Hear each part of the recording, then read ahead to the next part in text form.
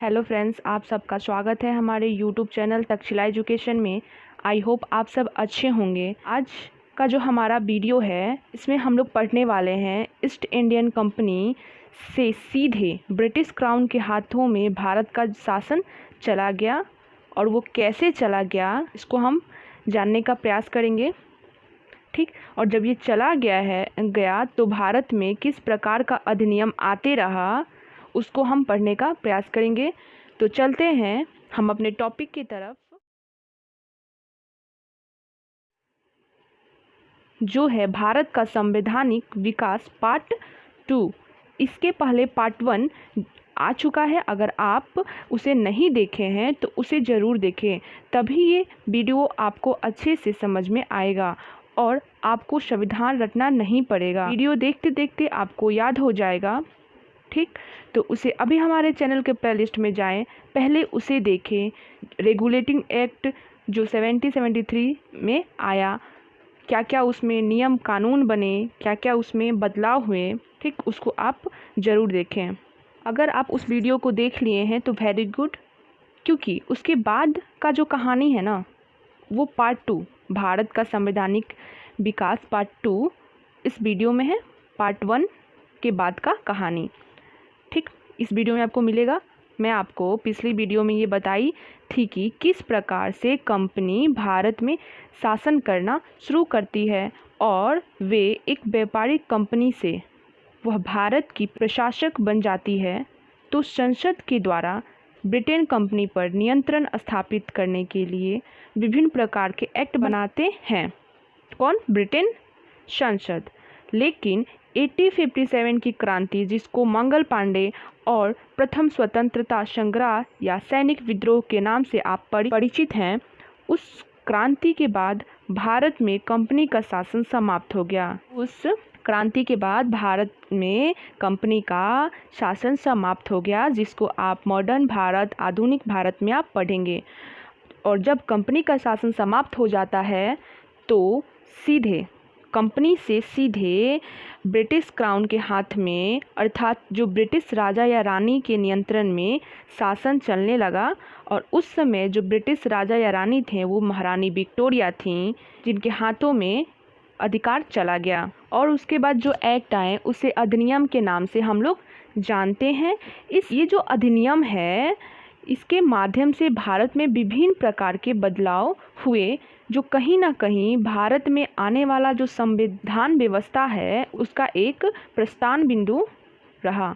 तो किस अधिनियम में क्या क्या बदलाव किए गए और क्या क्या ऐसा प्रावधान लाया गया, इन सब से प्रश्न पूछे जाते हैं सभी एग्ज़ाम में। और एग्ज़ाम के पॉइंट ऑफ व्यू से ही इम्पॉर्टेंट पॉइंट को हम शॉर्ट लिस्टेड कर दिए हैं यहाँ पे, जिसको पढ़ने और याद करने में आप सबको आसानी होगी।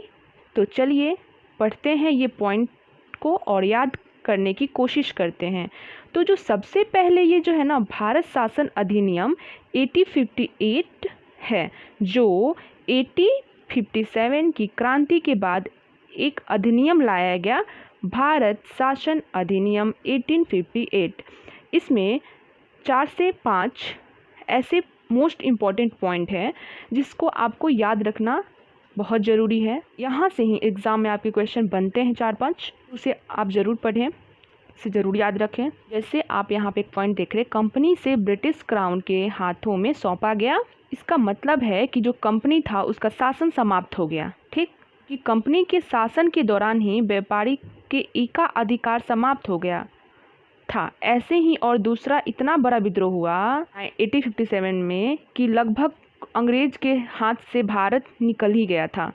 ऐसे में ब्रिटिश सत्ता ने यह निर्णय लिया कि कंपनी का शासन पूरी तरह से समाप्त कर दिया जाए और भारत का संपूर्ण शासन ब्रिटिश क्राउन के हाथों में कर दिया गया। भारत का संपूर्ण शासन ब्रिटिश क्राउन के हाथों में सौंप दिया गया।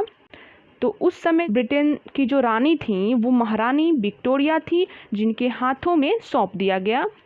अधिनियम के तहत गवर्नर जनरल से सीधे भारत का वायसराय नाम दे दिया गया, जो कि प्रथम वायसराय लॉर्ड कैनिंग थे। और एक क्वेश्चन ये भी पूछा जाता है कि भारत के अंतिम गवर्नर जनरल तो लॉर्ड कैनिंग और प्रथम वायसराय तो लॉर्ड कैनिंग, इसको आप याद रखिएगा। ठीक, जैसे कि आप चार्टर एक्ट में भी देखें कि जो रेगुलेटिंग एक्ट 1773 था, उसमें बंगाल के गवर्नर से बंगाल का गवर्नर जनरल कर दिया गया, फिर गवर्नर जनरल से भारत का गवर्नर जनरल, अब भारत का गवर्नर जनरल से भारत का वायसराय कर दिया गया। ठीक, तो इन सब जो वायसराय, गवर्नर जनरल, बंगाल के गवर्नर जनरल, भारत के गवर्नर जनरल थे, इन सब ने क्या क्या भारत में कार्य किए, उनके इम्पॉर्टेंट बिंदुओं को हम लोग मॉडर्न भारत में, आधुनिक भारत में उसका स्टडी करेंगे।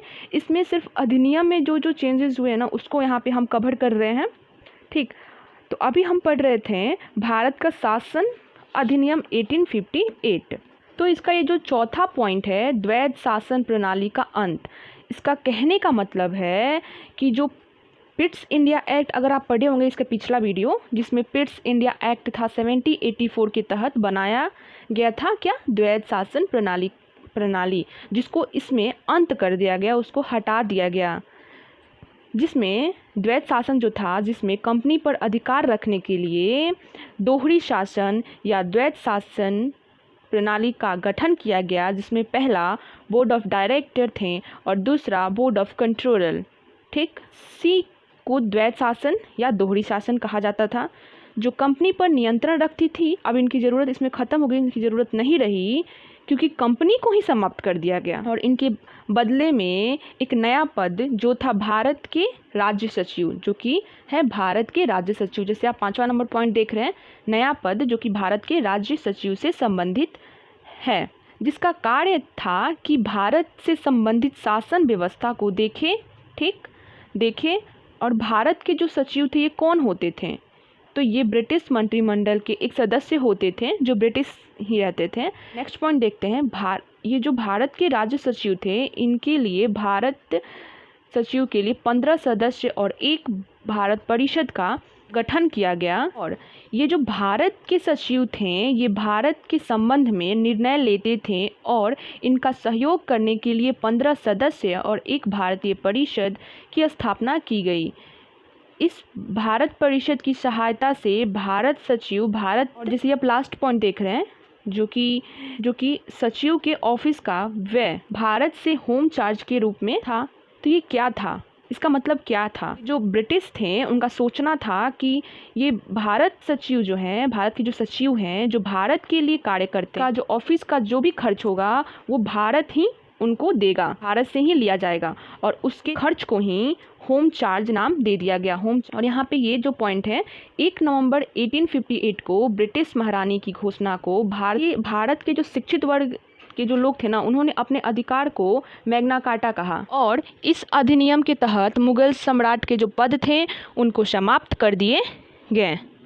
तो बस इतना ही इस अधिनियम के तहत 5-6 पॉइंट है जिसको आपको याद करना है।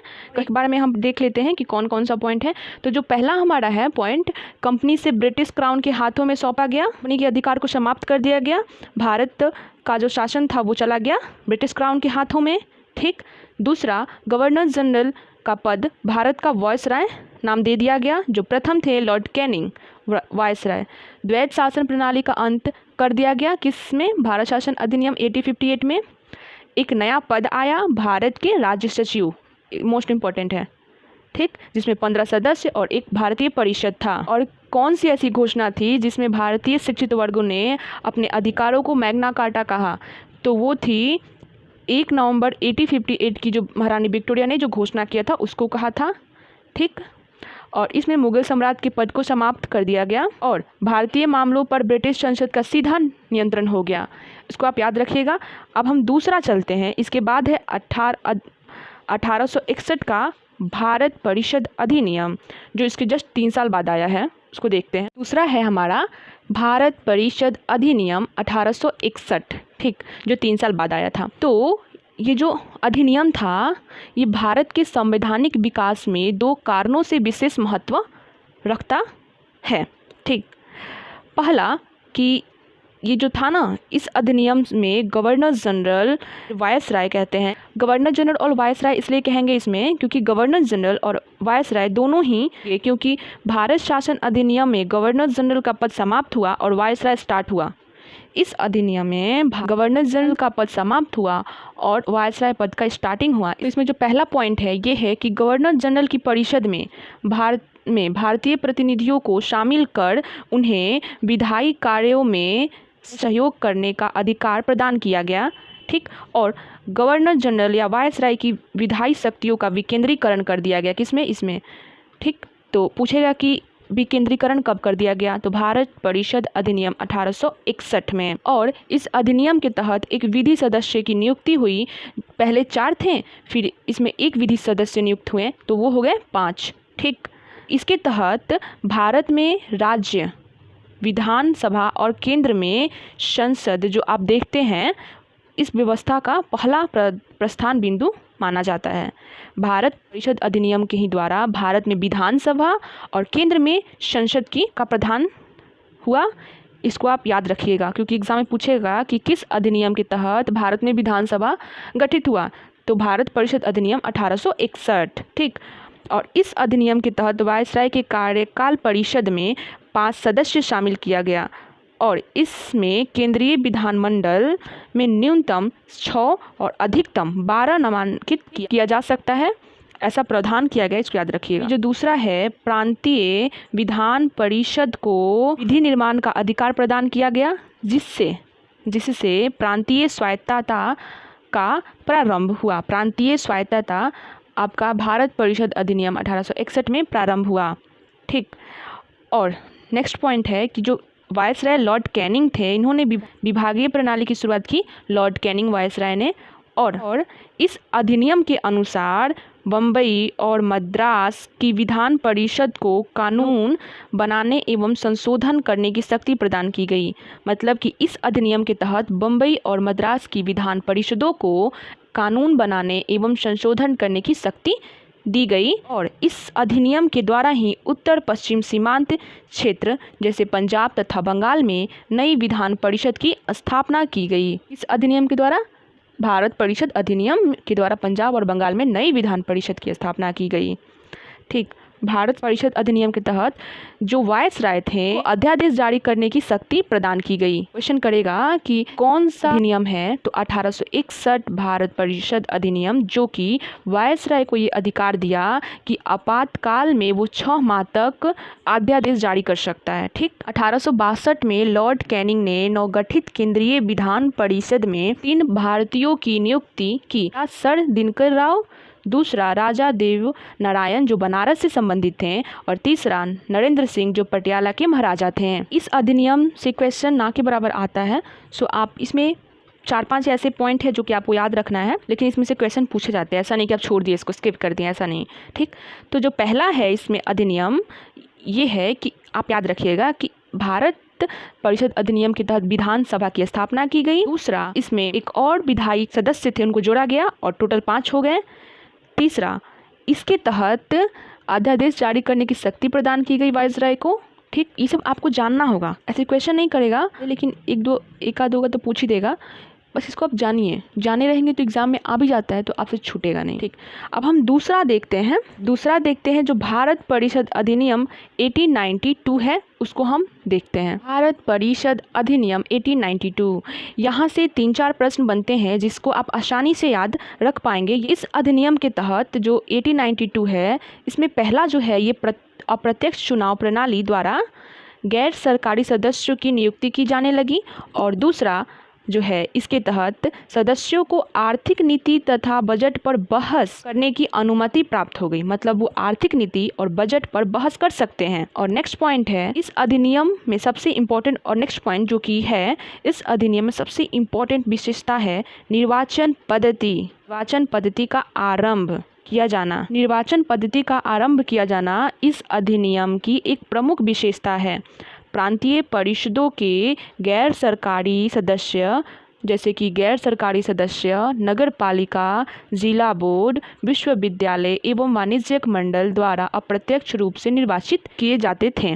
नेक्स्ट पॉइंट, आखिरी पॉइंट जो है, कम से कम भारत परिषद अधिनियम में 10 से 16 सदस्यों की नियुक्ति का अधिकार मिला। ठीक, केंद्रीय विधानसभा में कम से कम 10 से 16 नियुक्त किए जाएंगे, जिसमें 10 सदस्य गैर सरकारी होना आवश्यक था। जैसे कि पिछले जो अधिनियम था उसमें हमारा था कि कम से कम 6 और ज़्यादा से ज़्यादा 12 होना चाहिए, लेकिन इसमें कम से कम 10 और ज़्यादा से ज़्यादा 16 सदस्यों की नियुक्ति का अधिकार दिया गया। ठीक, इस अधिनियम में बस इतना ही इम्पोर्टेंट है जो आपके एग्ज़ाम की दृष्टि से महत्वपूर्ण है। ठीक, जिसको हम एक बार रिपीट कर लेते हैं, रिकॉल कर लेते हैं। तो भारत परिषद अधिनियम में पहला जो अधिनियम है अप्रत्यक्ष चुनाव प्रणाली। ठीक, दूसरा आर्थिक नीति तथा बजट पर बहस का अधिकार, निर्वाचन पद्धति का आरंभ, गैर सरकारी सदस्य नगरपालिका, जिला बोर्ड, विश्वविद्यालय एवं वाणिज्यिक मंडल द्वारा अप्रत्यक्ष रूप से निर्वाचित किया जाने लगा इस अधिनियम द्वारा।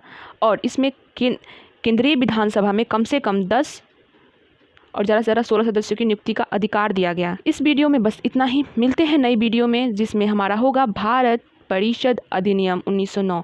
तो उस वीडियो को जरूर देखिएगा जो भारतीय विकास से संबंधित पार्ट 3 वीडियो होगा। उसके बाद हम लोग पढ़ेंगे क्रिप्स मिशन आए, वेवेल योजना, शिमला समझौता, जो कि आपको मॉडर्न में भी पढ़ना है। तो इन सब को हम देखेंगे। आज के वीडियो में बस इतना ही, मिलते हैं नई वीडियो में। स्वस्थ रहें, खुश रहें।